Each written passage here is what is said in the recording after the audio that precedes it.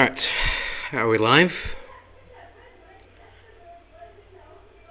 I hope so. I don't want to start too early because last time I started, I waited for a couple of seconds before I started, but when I saw the live replay, it started the replay started halfway through my first sentence. There's clearly some delay going on here. I don't know if it's an OBS thing or an internet thing or something, but yeah, so I guess I'm just gonna have to remember to wait a couple of seconds every time before after I start the broadcast. Well, hello everyone, and welcome to another review of Fallout Season 2, Episode 4. Well, we're starting in the middle zone of the show, where things start to slow down, and we start getting less and less content and more filler things to hold us out until we get to the uh, penultimate, and the final episode. So yeah, 4, 5, and 6 are probably, maybe not actually. If we're going on like the same pattern as season 1, I feel like only 4 and 5. No, 6 was also the Vault 4 one. Yeah. Okay. So yeah, probably 4, 5, and 6. Yeah, like by the end of, let's say, half of 6. By the second half of episode 6, that's when things will start to ramp up again towards the conclusion. Hopefully, I mean, I don't want to speak too soon, and suddenly we're gonna have like a bunch of nothing until the final episode where something kind of happens, and then we get another cliffhanger. But yeah, we'll see.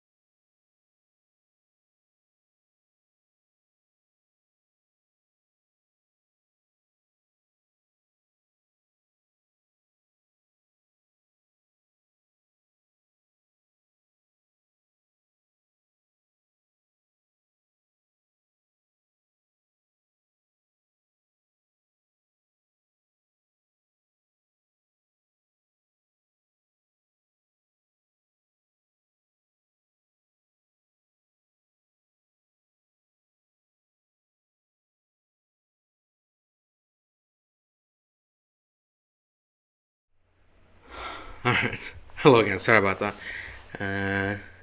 Alright, so let's get back to it.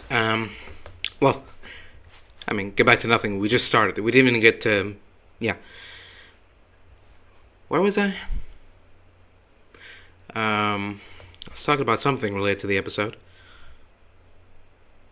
Oh, I was talking about how it's starting to feel like things are slowing down now, and it's gonna take a little bit before they pick back up again. So yeah, overall, not the best, which is I mean, isn't saying much, I know, but it's not the best. Let's put it that way. Not good is another way to phrase it. I want to say bad. Bad is a little bit harsh.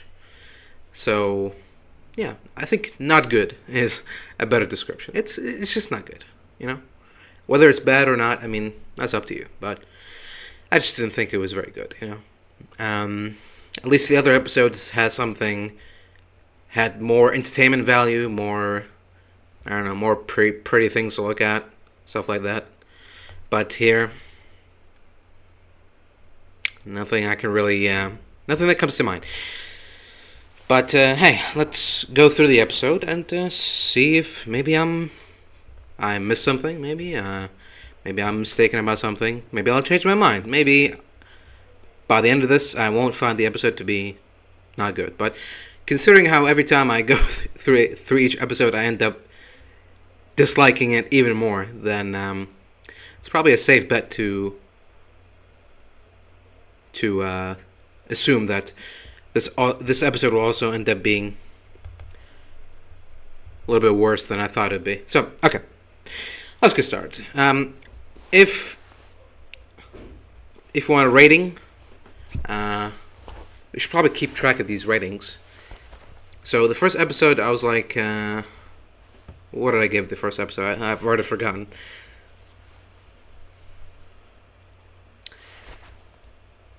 Damn. Okay. You know what?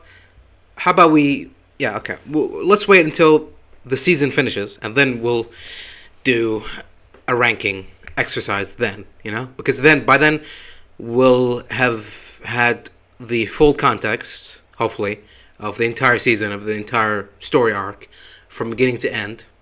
Again, hopefully. So then we'll probably be better equipped to judge each episode, not only by themselves, but how they fit into the whole narrative.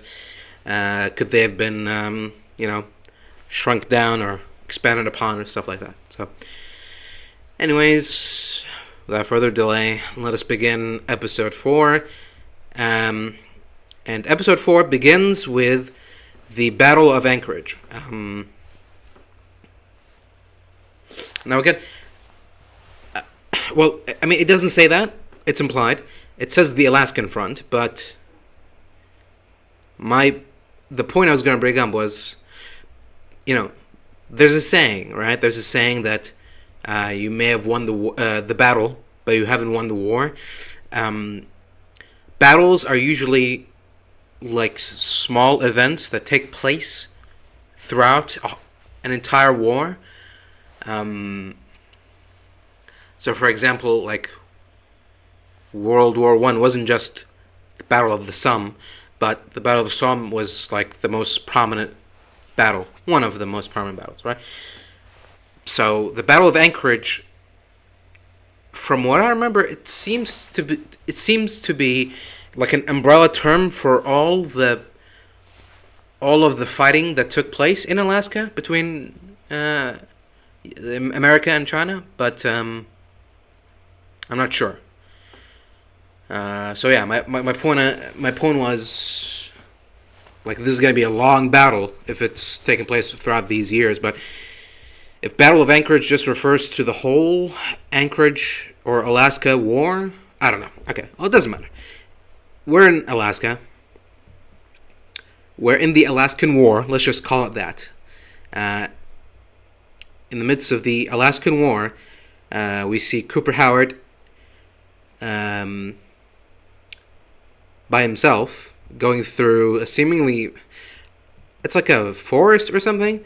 I mean, to be fair, I know that Alaska isn't like just one big. It's not like Antarctica. I know that it has buildings, cities, forests, stuff like that. As hard as that might be to imagine, it's just weird, because when I think of a battle, a war, I imagine like a lot of ruin and destruction, and a lot of explosion after effects, stuff like that. Shells, dead soldiers around, but Cooper is walking through. I mean, it's okay. It's vertibird wreckage, right? It's a crashed vertibird, not his, I hope. And it's in the middle of this burning. The vertibird is burning, and it's burning the trees around it, but the trees are dead. And yeah, that's it. It's Cooper in T-45 power armor, which, I mean, looks pretty good. I hope we get the same treatment for the T-51, considering it's like the power armor, the one that started it all, but it's fine. T-45, T-60, I mean, they're fine too. Not bad. So so the scene is Cooper is in the middle of the forest, staring at a vertibird wreckage. If someone doesn't know anything about the Fallout lore, then they might be confused. But I mean, to be fair, I think most people can put two and two together. He kept talking about fighting in the war and how the T-45 would always let him down, stuff like that. So, but then again, how many people know what the T-45 looks like? I don't know, that doesn't matter. It's not. I got nothing. I got nothing. That's okay. Let's move on. So, Cooper is in the forest, staying at the wreckage, and he's joined there by Charlie, who's also got a busted up piece of armor there. They're both having a, hell of a time there. Hell as in not like a fun thing, like hell as a bad time. They're having a bad time. Armor is glitching, and my video player is glitching too. Anyways, so I guess Cooper is trying to find the crash survivors of the vertibird. He tells Charlie to head back to base, and that he's going to be right behind him, but then he turns around. It doesn't get very far before a bunch of Chinese troops start firing on him. So I don't know what his goal was, but that could be a comprehension problem on my part. Maybe I wasn't paying attention or something. So yeah, he gets shot up by a bunch of Chinese soldiers. Luckily, he's in power armor, so he shouldn't have anything to worry about. He pulls out his gun and attempts to fire, but the entire armor seizes up on him, and he falls down. And now he's basically stuck in this, it's a powered off suit. He's, I don't know what you call it. I guess he's stuck in a metal coffin with the window open, and yeah, we cut to the Chinese squad leader here, and you can tell she's a squad leader because she doesn't have a helmet on like all of the other NPCs. The other NPCs that have no lines or anything, they have masks on because they're just unimportant NPCs. But because she's the named NPC. If this was like a Bethesda game, she's like the important character that you can't even kill. When you shoot her, she falls down. She slowly regains her health and gets back up again. So yeah, probably the most unintimidating Chinese soldier I've ever seen. But that's like a subjective thing, I guess. It's a personal preference kind of thing. So if you find that she does the job fine, I guess. I don't know.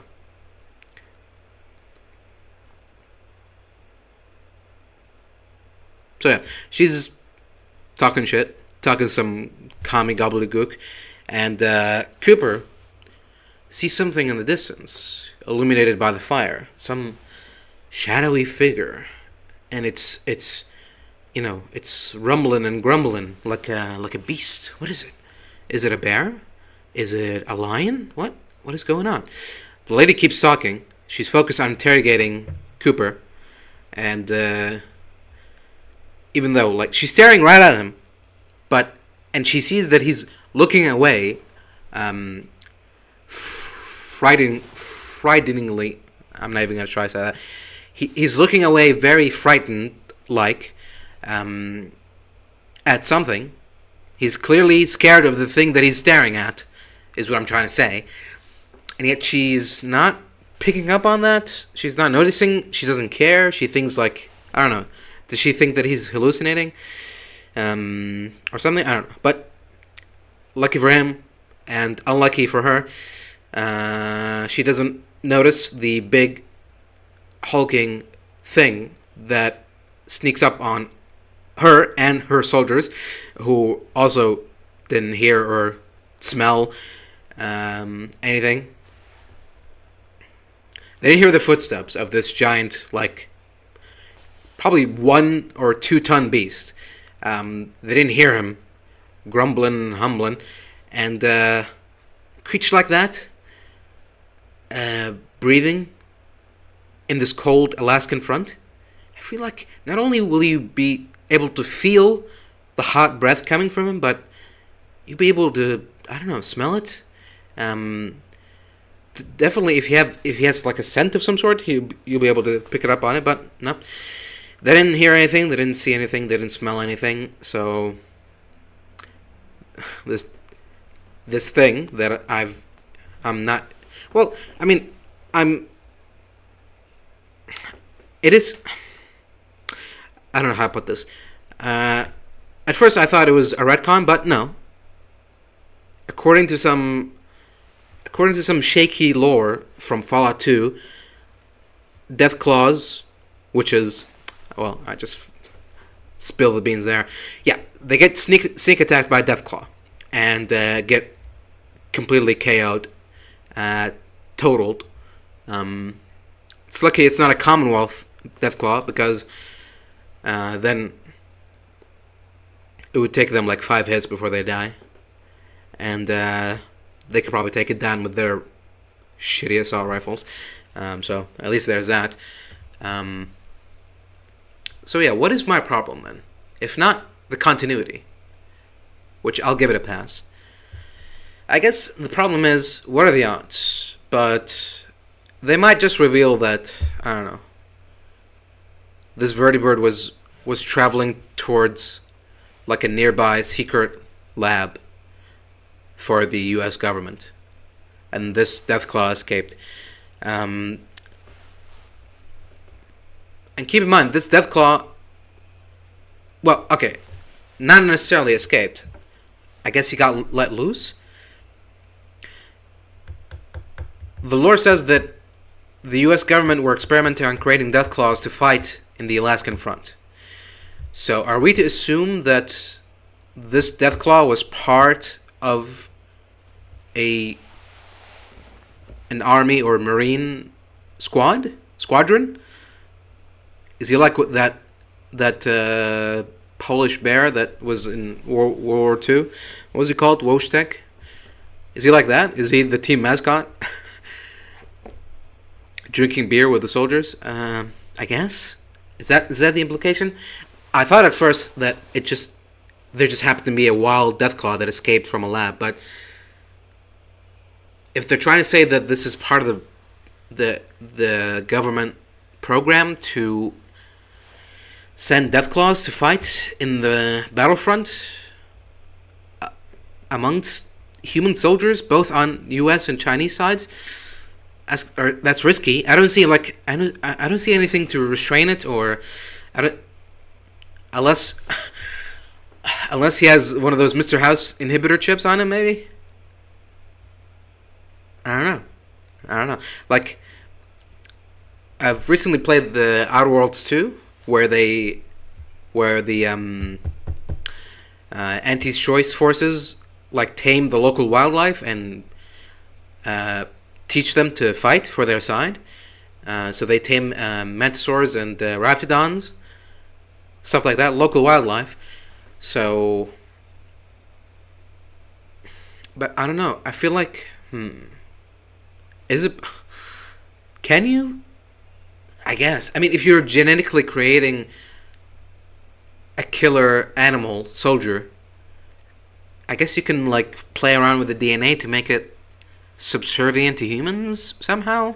Play with the code, like set human response to 1 or something. I don't know. But yeah, okay.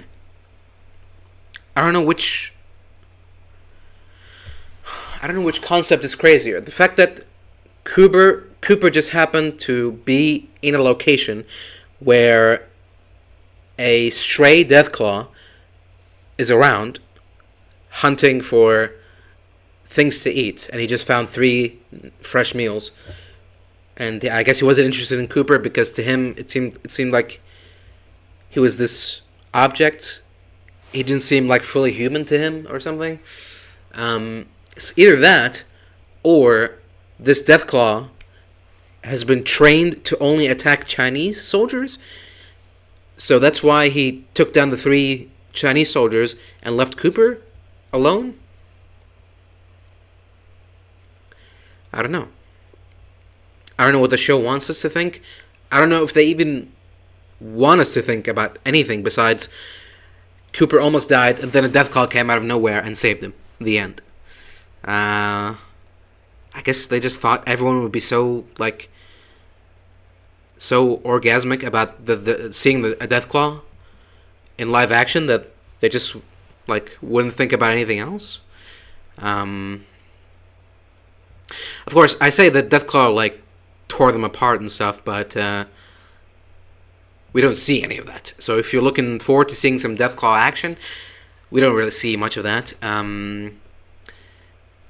We just see a claw just swipe the camera, and then blood on the snow, and then mostly it's just noises. It's death noises while Cooper is staring in awe and fright. Yeah.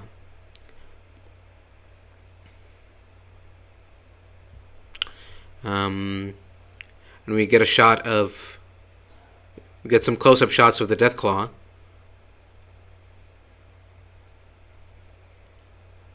I mean, if that's CG, it looks pretty decent. It almost looks up close. Just the jaw part looks kind of practical, but maybe not. Maybe it is CG. Yeah. He's got more like a dragon-like, especially with the eyes and the face, like the brow. He's got some dragon action there. If you've seen House of the Dragon, some of the dragons there, this Deathclaw kind of looks like them a little bit. So yeah, he gets up close to Cooper, and there's something with his eyes. He's got white pupils, like he's blind or something. I don't know what's up with that. Yeah, he stares at him right to his face and then leaves him alone. So I guess that's why my American fucking what's the word? Loyalty. American loyalty is probably the more accurate one. He could sniff America on him, and he was like, "No, we're good." Yeah. and there's a shot of him. I think when he's emerging, when he shows himself for the first time, he's walking through the fire of the vertebrate crash, and he looks kind of like with the horns. He looks kind of demonic. You just see his shadow and the fire, and it's like demons come from hell. Isn't the episode called like the devil? Oh, it's called Devil in the Snow or something. So yeah, and that's our cold open. Now we cut back to Maximus with the dead Xander and Thaddeus. Maximus convinces Thaddeus to take Xander's. Well, okay, I'm getting ahead of myself. The Brotherhood arrive to the Sarsaparilla factory, and Maximus deduces that they've somehow tracked him. So either tracked him or Xander. I don't know. Why? I don't know. But the important thing is they're here now. They're arriving. So if they get here and they see all these ghoul kids and Ghoul Thaddeus here, they'll mow them all down with no remorse. So that's when Maximus comes up with a plan for Thaddeus to pull a Maximus and steal this other Brotherhood soldier's power armor. Soldier, paladin, whatever. And impersonate Xander. It's literally a Maximus. He's pulling a Maximus. The exact same thing he did to Knight Titus. He's making Thaddeus do to Xander. But I guess this time it's not for a selfish reason, kind of. He's doing it so they can pretend like, oh, everything is good, we're done with our mission, let's go home. And so then, when they quickly go home, they won't even think about stopping here and taking a look around and stuff. And they find the ghoul kids and kill them all and stuff like that. So that's what they do. Thaddeus, I guess, thinking about it, he wasn't ever a knight. He was a squire, and then he got ghoulified. So I guess they don't give out power armor training to squires, which, I mean, it's not that implausible, obviously. I mean, why would you even bother? Especially in this wasteland where anyone can die at any moment. But I guess, then again, that would be a good reason to teach everyone how to wear power armor, because if suddenly you're on the battlefield and you're a squire and your knight dies in the battlefield, legitimately, Maximus, not like how you did it. If a knight dies in the battlefield, then you can put on his armor, and you'll already have the knowledge to use it and wield it and stuff like that. Even though, I mean, besides, I'm saying this like it's like New Vegas rules where you need a manual. You need, not even a manual, you need training from either the Brotherhood or the Enclave to put on the power armor. But this is just Fallout 4 rules where you can just open the hatch and get inside. So yeah. I guess the joke is he's just in a much larger frame now, and he is not used to it. So he's stumbling. He's like, what's the word? Bumping. He's bumping into the door frame again and again and again. He just can't seem to figure it out. And I feel like with power armor, I mean, he's now walking pretty fast, but with power armor that strong, I feel like he'll just plow through the door frame instead of being blocked by it. But whatever. So be it. So anyway, he finally manages to figure it out, and everything is hunky-dory. And they take the vertibird and head back to base. Now, cut back to Lucy, who's waking up in the NCR camp with a big IV tube of something into her. The NCR lady says, "We're giving you meds." But later we found out that meds isn't exactly the appropriate phrase, but we'll get to that when we get to it. They talk about the New California. I love how every time they refer to the New California Republic as the New California Republic, but it's like if we say NCR, then people go, huh? What does that mean? But New California. Oh, okay. The NCR. I remember. It's like there's another NCR out there, like the New California Retards or something. But whatever. It's weird. I feel like most NCR soldiers refer to themselves as NCR soldiers, and refer to the NCR as the NCR, not New California Republic every time, because it gets kind of tiring when you have to say it 100 times to a lot of people, everyone you meet. But whatever makes you comfortable. So NCR lady tries to recruit her. She says something about, oh, you're a good person or something. The NCR could use someone like you. And she says, no thanks, I'm going to find someone or meet someone. And she says, oh, is that a person who, is that someone you hate or love? And she doesn't know how to answer that. She's not sure. You get it?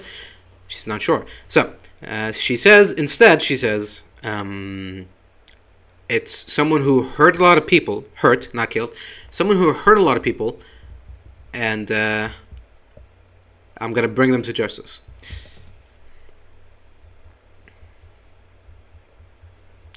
And, anything else? Not really. So, with that, oh yeah, they talk about Shady Sands, like, oh, remember Shady Sands? Have you heard of Shady Sands? And, obviously she knows more than just Shady Sands. She knows what happened to Shady Sands and everything else. So I guess there was supposed to be like a little bit of tension when things will get revealed or something. So, but it's fine. It's all good. They, Lucy and Cooper head off towards, I guess, New Vegas. The Strip, I'm talking. So, back to Vault 33 and the little, I don't know, support group or something. I guess it is just a incest support group. Everyone gets together to talk about how, sure that we're products of incest, but that doesn't mean we're bad people or something. I don't know. It's like a incest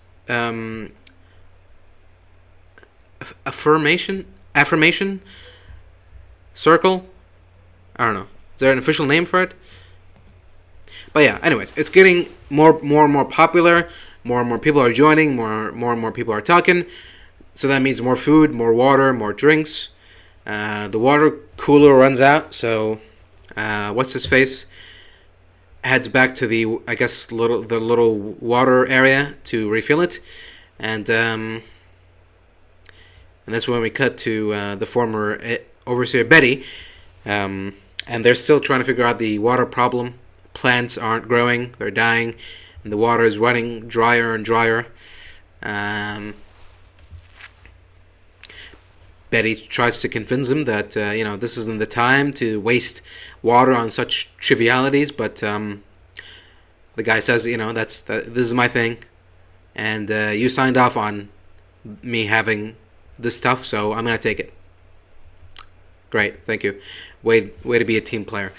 Now back to Lucy and Cooper, and Lucy's getting an itch of something. What's going on? She's getting an itch. She's getting a weird feeling, and Cooper immediately picks up on it and reveals to her that she's addicted.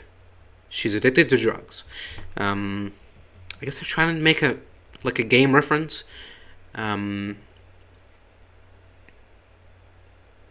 Or something. I don't know. It's fine.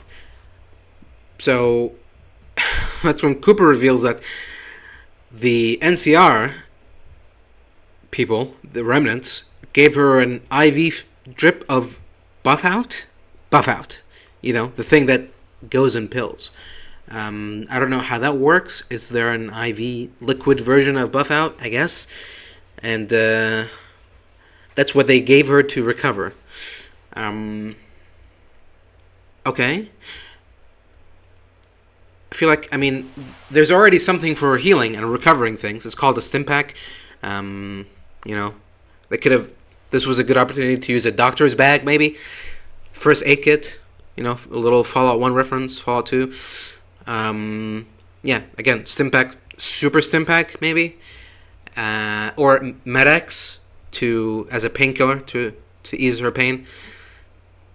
But no, Buffout, which increases strength and endurance.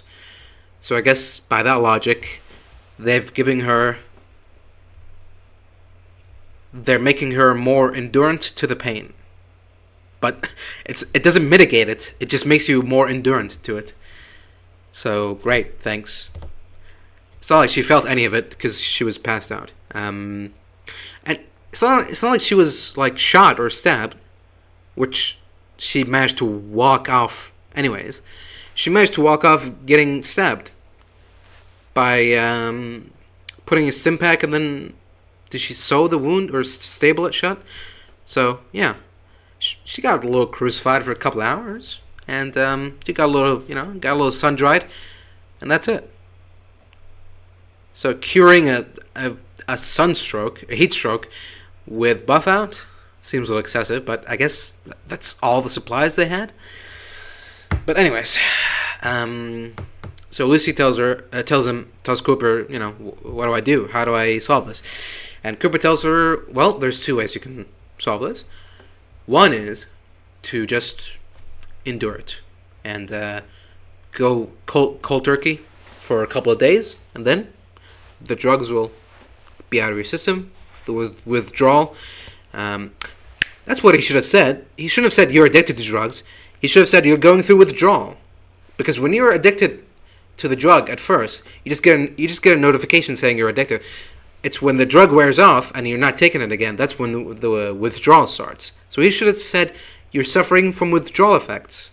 That's perfect. That's a 1-to-1 Fallout notification. But no.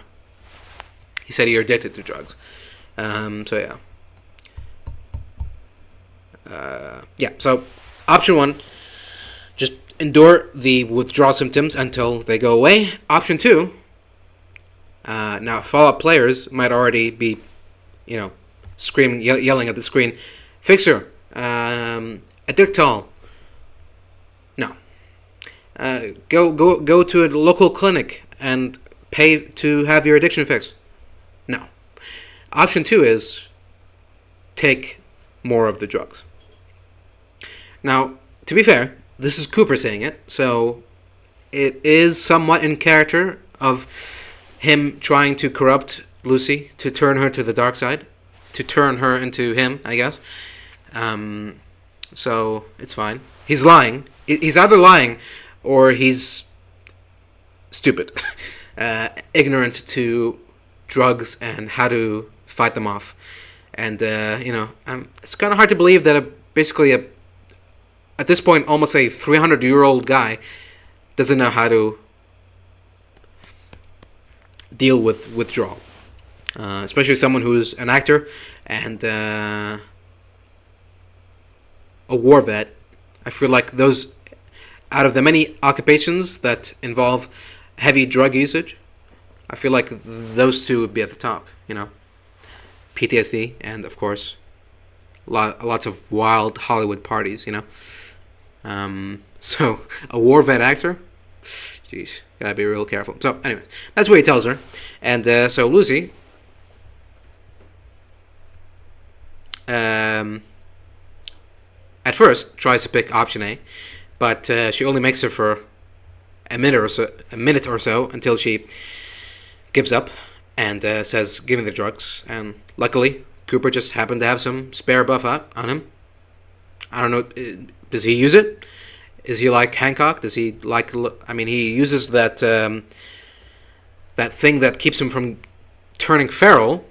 I guess that's technically a drug, but other than that, we don't really see him using many drugs, which would have been helpful, But anyways, so yeah, Lucy picks the drugs. Oh no, what's gonna happen? Is she gonna turn to the dark side? Is this the beginning of the corruption of Lucy? I don't know. We'll see. So, back to not the Prydwen, airship number 2, and Maximus and Thaddeus arrive. and Maximus is greeted by Dane, who is asking, the hell's going on, and Maximus just feels completely safe in telling him, I guess, that he killed Xander, and now his plan to fix this is to kill Quintus. And I don't know if he's killing. Is he killing Quintus to avoid taking responsibility for his actions, or is he killing Quintus to prevent the civil war from happening, or is he planning to bring Quintus's head to the Commonwealth Brotherhood to say, look, Quintus tried to start an uprising, he killed Xander, we killed him, so eye for an eye and all that, we're good, right? Maybe, I don't know. He doesn't say why, he just says that he's going to kill Quintus, and he moves on. Thaddeus is still bumbling around in his armor, trying to get around. And now we cut back to the Vault 31 Vault-Tec employees, recently awoken, and they just happened to stumble upon a truck full of pre-war food. Not like 1 or 2 crates, a truck full of crates. 2.5 centuries later. Yeah. Out in the streets, not in a secret warehouse locked by lock and key and a keypad, numcode, password thing. No. Out in the streets, there's a truck filled to the brim with crates filled with food. All kinds of food. Mostly mac and cheese, but, it's better than nothing. So everyone's got their own crate, they're digging through it, they're eating, they're having a whale of a time. And then Bud's number 2, number 1 guy, his right-hand man, is talking to Norm. He's talking to Norm about, how about that phase 2? You know about that phase 2, right? It's very important to our plans, right? You're aware of that, right? You know what's going on, right? Because Bud entrusted you, right? And he's like, yeah, sure, I guess. And he's like, yeah, just keep in mind, phase 2, it's really important, right? And he's like, yeah, okay. And he's basically implying that he suspects that Norm is lying to them and hasn't been given authority by Vault-Tec, the Vault-Tec brass to do this mission thing.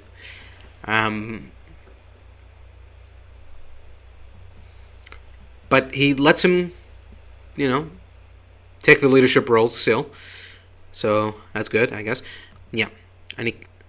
And the gang keeps moving, and Norm is looking at him with I don't know. Are they implying that, oh no, this guy knows that something is up? What do I do? The moral dilemma. Do I kill him to keep my secret hidden, or do I risk keeping him alive and possibly him revealing my secret to everyone and having me, either killed or exiled or something? So, something to look forward to in the next episode, because I think that's the only scene we get from Norm and the Vault 31ers. So, we cut to Vault Council guy number 3, not the incest guy, and not Betty. It's the other guy. It's the glasses guy. Glasses is also having a problem adjusting to Vault 32, because everything is opposite here. He remembers to take a left, but in here you gotta take a right and stuff like that. And he just runs into the guy from episode 1, I think, or 2. The same guy that was complaining to Overseer Harper about how everything is so confusing here, and right is left and left is right, and stuff like that. So, I guess we're establishing that this guy Glasses guy is lost. Now we cut to the little sort of, I don't know what to call it. It's like an interchamber, I think they call it. It's like the little part that is in between. It's like a neutral area between 32 and 33. And Harper, Sarah, and Betty are discussing what to do next. Apparently Betty has found out that Bud is dead and everyone from Vault 31 is gone. So now it's just us on our own. Betty is asking for help on the water problem from Sarah. And Sarah goes, maybe I'll help you, but in exchange, I need to get some like documents or something, a file that is very important to me. It's very personal. And if you do that, then I'll consider about helping you with your water problem. As they're talking about their sinister plans, Glasses guy is still confused, doesn't know where to go, and happens to be nearby the entrance to the interchamber that they're talking at. And so he hears them, and he's like, "Huh, what's going on?" He hears them talking about stuff, and they mention how Vault 32 and 33 are experiments and stuff like that. You know, the experiment is over, I guess, because everyone from Vault 31 is gone now, so there's no point in carrying out the experiment. I guess, I mean, wouldn't you still want to create the perfect soldiers or whatever to be there for Reclamation Day? I don't know. Anyways, so they finish talking and Glasses guy runs away with this new knowledge. So, now, we're at the outskirts of New Vegas. We're getting there. We're at the, I'm assuming it's probably the northern entrance to New Vegas, or to Freeside, I mean. And, oh, right. And, Cooper's looking around, confused. Lucy asks him, "Are you expecting a welcoming party?" And he says, "Yeah, kind of." And then he uses his telescope, monocle, thing. Is it like a monocular, I guess? Or a spyglass? I don't know. He uses his spyglass to look around, and he looks at a dead, not dead, but like a destroyed Securitron. Was he expecting Victor there for some reason? I guess. Did they work out a plan together, or are they saying that was Yes Man? I don't know. Who is he expecting besides Victor? A special Securitron related to New Vegas? It has to be Victor. So Victor is dead? Question mark? I don't know, because his the Securitron's face screen is mashed. So we don't see whose face it is. So it could be Victor, or it could be just generic Securitron. So it's like, okay, well, this is dead end. We can't go through the gate. There's a lot of ghouls around. A lot of King's ghouls. Did Freeside also get nuked by Hank? Because now there's just a bunch of ghouls in King's outfits, running around. What happened to the school? What happened to the king? Don't know. Maybe they'll explain later. I mean, we do see. I remember from the trailer we see the king's school there, so they might elaborate on this, on what happened to the kings. I swear to God, if it's just gonna be another flashback scene of the Freeside getting nuked again, they just do it again. That's gonna be very disappointing. But, yeah. So anyways, Cooper is like, yeah, okay, this is too risky. We can't do this alone. There's a lot of ghouls. Even though in every episode where there's an action scene, he just takes on like 5. He took on 5 Brotherhood soldiers in armor in a tight, dark corridor. He took on Maximus 1-1 with power armor. What else? Oh, and the shootout in Novak. How many people did he kill in Novak? More than 5, I can tell you that much. Probably 10, maybe 12 people. So yeah, these ghouls who are not armed, and I mean, I'll grant you they're pretty quick, and they can get a little leapy, a little handsy, but come on. But anyways, he needs to be the one scared from a fight, because then that's when Lucy gets all, roided up, roid rage kicks in, and she goes, easy peasy, we can do this. Oh yeah, I forgot to mention, the NCR lady gave them some weapons, so this is their chance to use them. A bunch of lever action, a little snub-nosed lever action rifle, and a lever action shotgun. I guess that's all they took. There was other guns there, but that's all they took. So yeah. So Lucy heads in, and yeah, it's just another action scene. Lucy and Cooper shoot down some ghouls, some king's ghouls,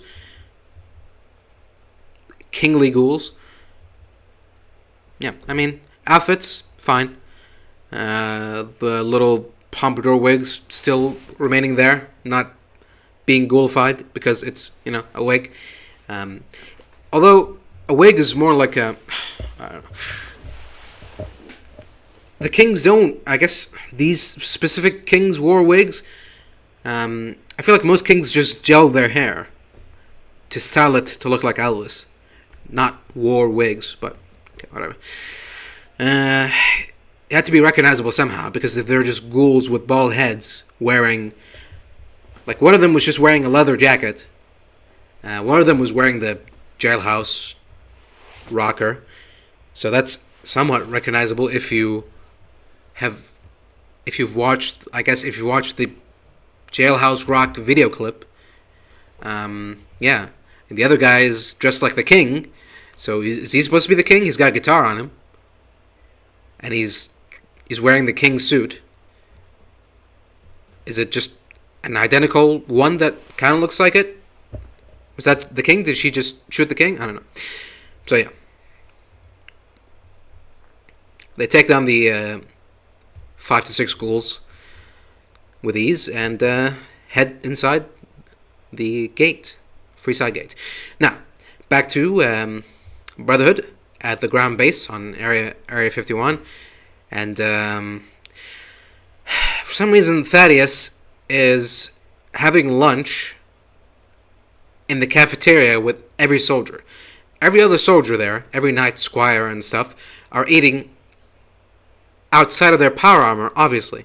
But he can't take his power armor off, because then everyone will find out he's a ghoul and be shot on the spot. So instead of taking his lunch and going away to a secluded room somewhere and eating it, or, just not having lunch at all, or having Maximus sneak him some lunch, instead he's carrying his lunch and then looking for a place to sit down?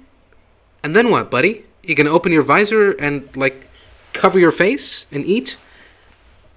What was the plan there? But anyways, he gets, I guess, I don't know, bum rushed by, he gets ambushed by, one of the Brotherhood elders. Are they, I guess they're elders, leaders, whatever you want to call them. It doesn't matter anymore. They call them squires, they call them, what's the word? Not squire. Elder cleric. Yeah, they call them elder clerics. So yeah, their titles and names change every time, so whatever. The leader of one faction, basically she's trying to suck up to him that, look, this whole rebellion thing, that wasn't my idea. I just wanted to let you know that our faction and the Commonwealth, faction, we don't have any beef here. Everything is good, you scratch my back, I'll scratch yours, stuff like that. Yeah, so, anyways, Maximus tells Dane to hide away the kids until everything is done. So, I mean, at least he's thinking about his actions somewhat. So that's progress, I guess.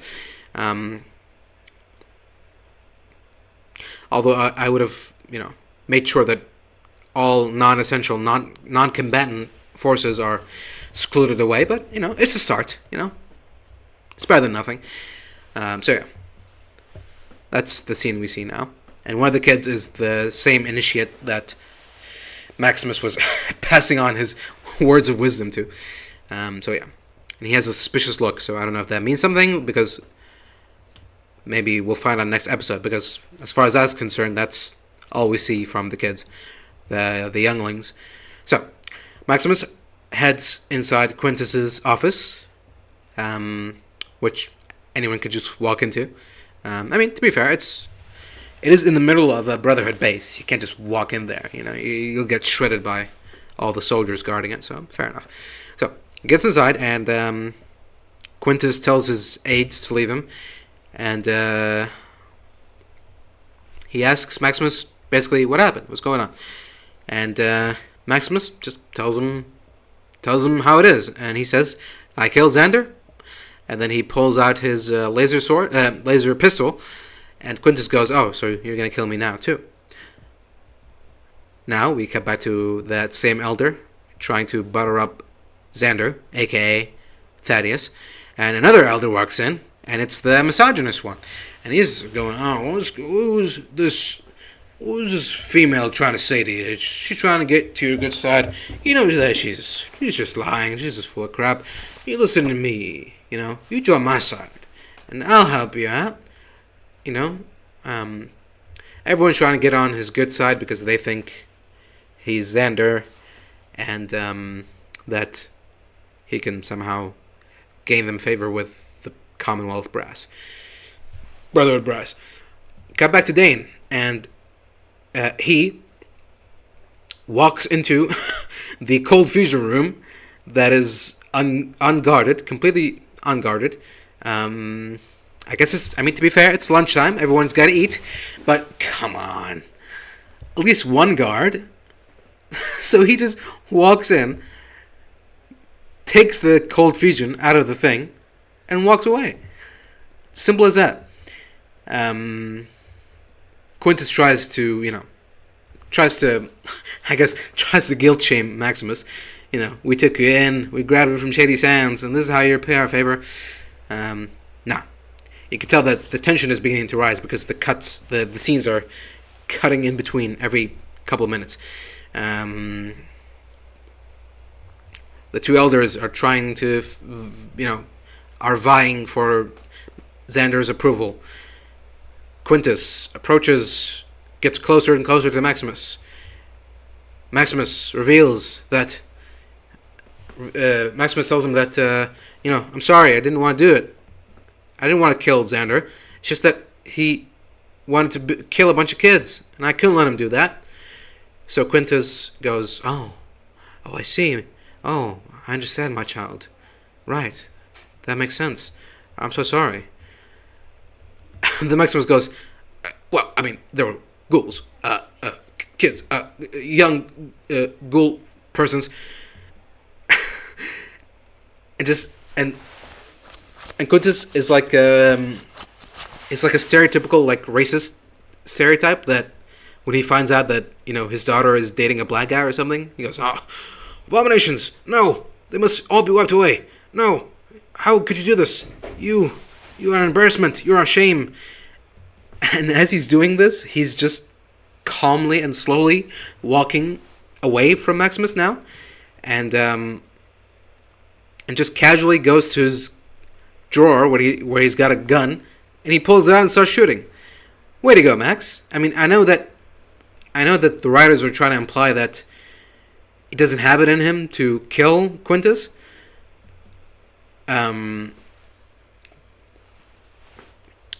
But I don't know. I feel like at this point, I don't know. I guess it's possible. You see someone pulling out a gun and shooting at you, and you just freeze up I guess that could happen. Maybe. I don't know. You know? It's fine. It's fine. I'll allow it. You know what?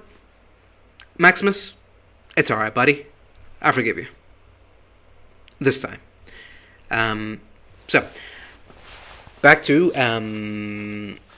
Thaddeus in the, I guess, is it called the mess hall?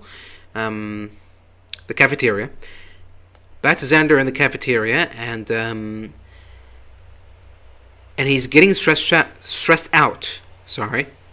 He's having a panic attack from the incessant pandering he's getting from both elders.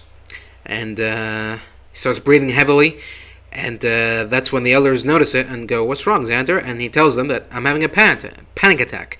And the misogynist elder is like, "What the fuck is that?" And he tells him, "It's when you can't breathe and you start breathing fast or something." And the other elder, lady elder, is like, well, let me help it. Let us help you. Let me take off your visor so you can breathe better." And he goes, "Oh, no, thank you." And the other guy is like, "Let me take off your visor, Xander, sir. I'll help you." And he goes, No, thank you." So they go, "Xander, let me take your visor off." And as they're about to do that, the third elder walks in, and he goes, "Hey, what's going on here? Which one of you rats took the fusion core thing, the cold fusion? You thought we wouldn't notice?" And the lady elder takes that as her cue to kill the misogynist elder. I say kill. It's more like maim, because she stabs him through the cheek and into the tongue, which, she foreshadowed in the previous episode by telling him, "I'll have your tongue," or something. So then she stabs him in the cheek and she starts to walk away. And so the other elder obviously does the only logical next move, which is to fire in the air. And everyone just starts blasting, It's like that, if you've seen like a scene in a comedy, like family comedy movie, where someone is throwing some food at someone and another person, and then everyone goes, "Food fight," and then they start throwing shit at each other. Imagine that, just with bullets. One guy gets stabbed, and suddenly it's like, gunfight, pew pew pew. And this is how it started. I really thought they were going to do a civil war with the Commonwealth Brotherhood, but boy, was I ever wrong. Instead, the California Brotherhood mini chapters are killing each other over the cold fusion. So that's when Dane gives Maximus the cold fusion thing and tells him to go, leave, and something. And Maximus asks Dane, "What about you? What's gonna happen to you?" And he says, "You and me, we're survivors. I'll survive." So we'll see about that. But anyways, Maximus and Thaddeus leave Area 51 and start running across the desert, the barren, empty desert. So good luck with that, guys. I give you 2, maybe 3 days until you die of thirst. Good luck. Unless they're walking back to the Sarsaparilla factory. That's gonna be that, isn't it? Oh, God. It's gonna be Maximus and Thaddeus leading a child army across the wasteland. Great. So, back to Vault 32, and Glasses Guy is meeting with Sarah, and okay. How do I explain this? Glasses Guy just happened to be so stupid that he's so stupid that he lets, like, the guidebook tell him what to do and how to live his life, right? He's so stupid. He's so unreliable to himself. What's the opposite of self-reliable? Self-unreliable? He's so self-unreliable that when he saw Sarah, I guess he did see them, when he heard Sarah breaching protocol, the only logical step to take for him was to follow protocol, which just happened to be report the infraction to the overseer, which also happened to be Sarah. So he's going to Sarah to report to Sarah that he saw Sarah doing a bad thing. Yeah. I feel like there's stupidity and there's like how he's still alive. Like, I know you're in a vault, but how are you still alive? How do you like forget? How do you remember to like inhale and exhale? How do you remember to like sleep? How do you remember that you need to eat? Stuff like that. If you can do that, I feel like not telling the person you saw doing a bad thing that you did a bad thing, I feel like that should be at least on the same level as, when I'm hungry, I got to eat. And he's clearly been eating. And I should know. But, yeah. But, lucky for Sarah, that now the only person knows of this transgression is him and her. So, I think that's a simple little loophole. I mean, to be fair, Chet is there too. Old babysitter Chet there. And he's hearing about... Okay, so there's two witnesses to take care of. I doubt there's any love lost with Chet, so bye-bye, guys. It was nice knowing you. Glasses guy, I mean, obviously you're too stupid to live, so I'm not really that troubled by your death, but Chet, come on, you deserve better, buddy. So, I don't know, here's hoping that he manages to somehow convince the vault to revolt against Sarah or something. I don't know. So, yeah. And, yeah, so this glasses guy, this stupid guy, is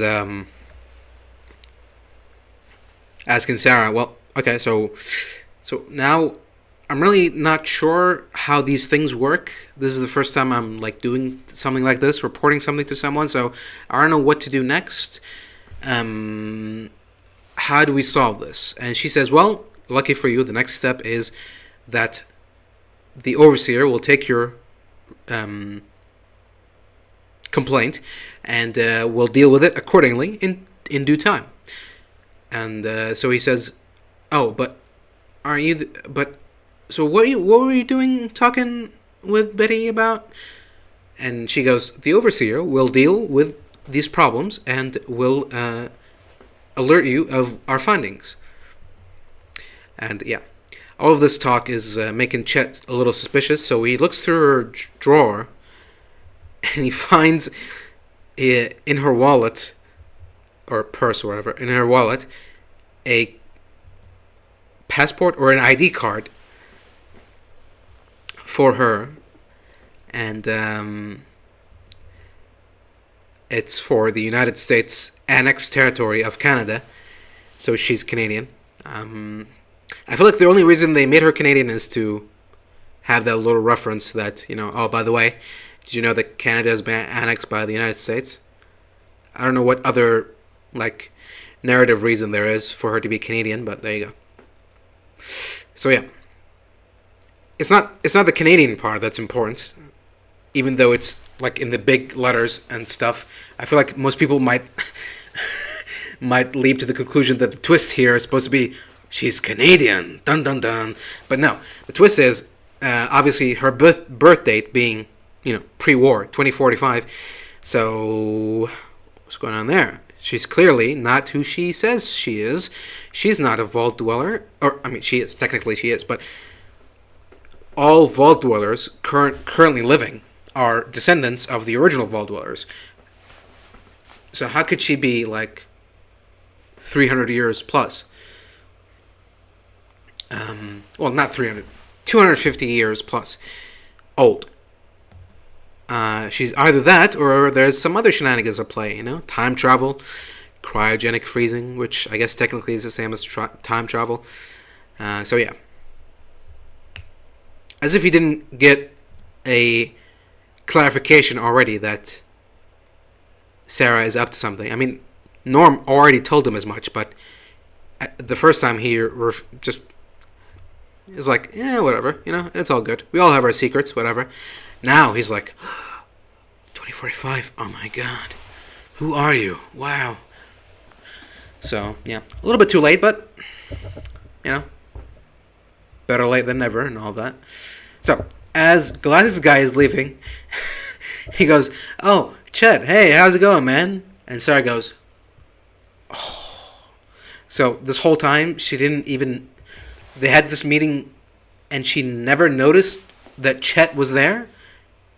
It's not like he was behind a door or something. There's just a curtain between the living room and the little baby crib room, and he was running around, like taking care of the baby, but he wasn't making a noise. So, well, except when he opened the drawer. But I guess I don't know. I mean, it's such a small space that I feel like you'd be able to hear a drawer open, especially if it's old and not well maintained. But, okay, whatever. She doesn't, so that's good. Lucky for him. But unlucky for Stephanie. She realizes that, Chet was there all along and she heard everything. So now she's got two people to deal with the fact that she did a no-no. So how will she get out of this situation? So Glasses Guy he's just clueless, completely clueless. As he's leaving, he's like, so what did you mean when you said the Vault 32 and 33 were experiments? What did you mean by that? And is it Stephanie or Sarah? I thought it was Sarah Harper. No? Am I thinking of a different character? Okay, Stephanie Harper. Overseer Harper is like, the Overseer will look into this matter and will report to you in due time. Goodbye. So yeah, Chet is trying to act like nothing is wrong and gets back to work. Gets back to the kitchen where he belongs, making the sandwiches.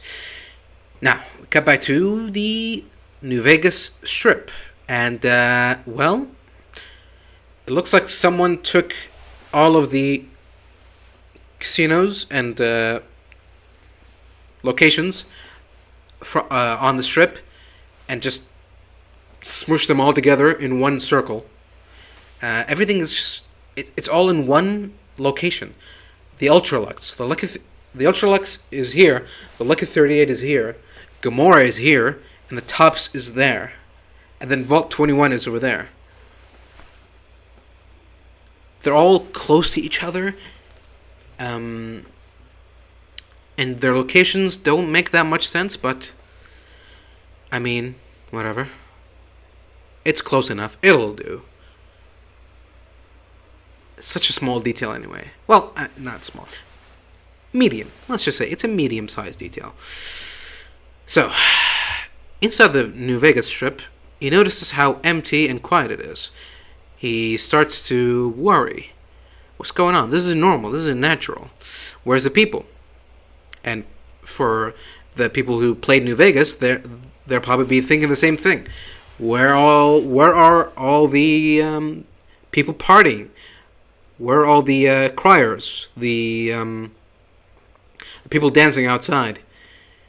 Nothing. It's quiet. It's empty.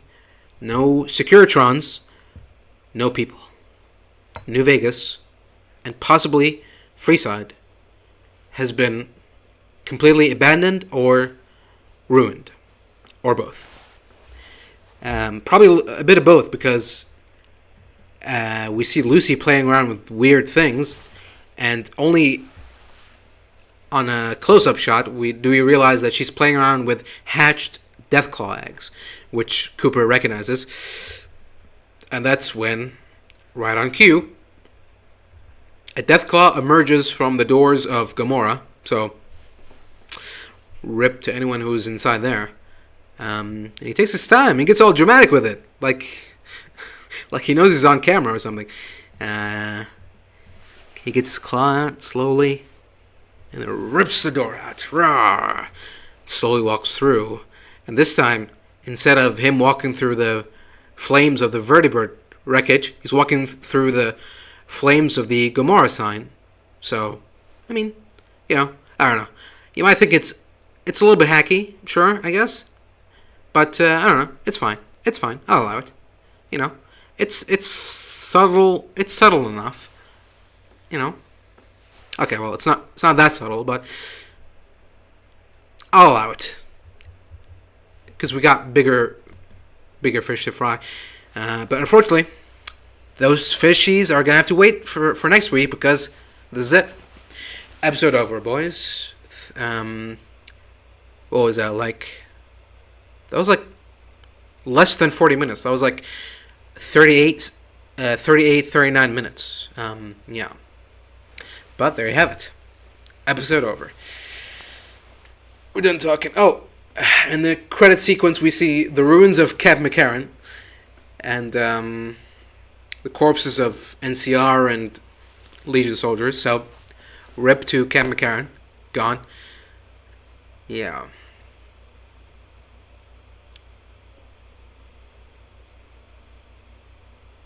Not good. And that's it. Is there anything else? Just to make sure. Yeah, okay. Alright, well. There you go.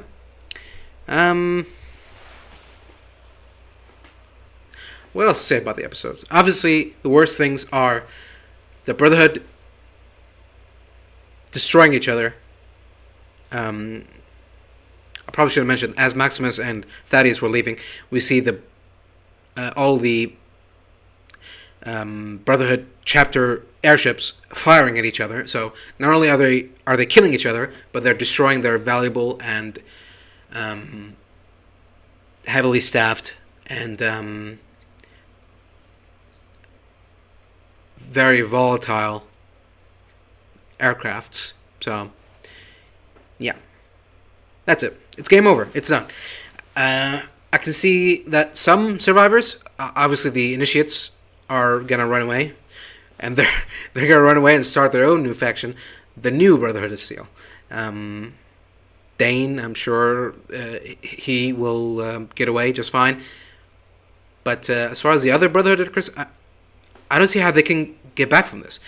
They're gonna be shooting at each other inside the base, and whoever survives is going to die when all of the airships in the sky shoot each other, come crashing down, and explode in a big nuclear flame. So, this is probably the end of all of the Brotherhood, California, and Mojave chapters. And then there's only going to be the Commonwealth chapter. So, thanks for bringing them back from the dead, only to make a joke out of them, and then put them back in the grave again. That's nice. Yeah. NCR, gone. Legion, probably gone. And now, Freeside, New Vegas, gone. The Omertas, probably not a thing anymore. So probably the White Glove Society, gone. Securitron, gone. So yeah, I'm guessing only the Freeside people might have survived, because we do see Cooper rounding up a posse of some sort. So I'm guessing they've come from Freeside.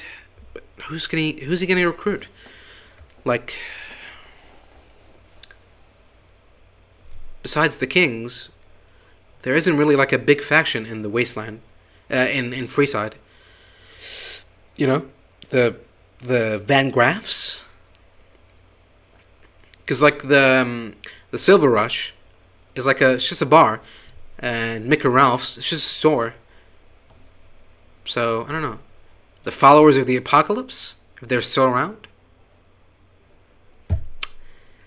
No idea. No idea.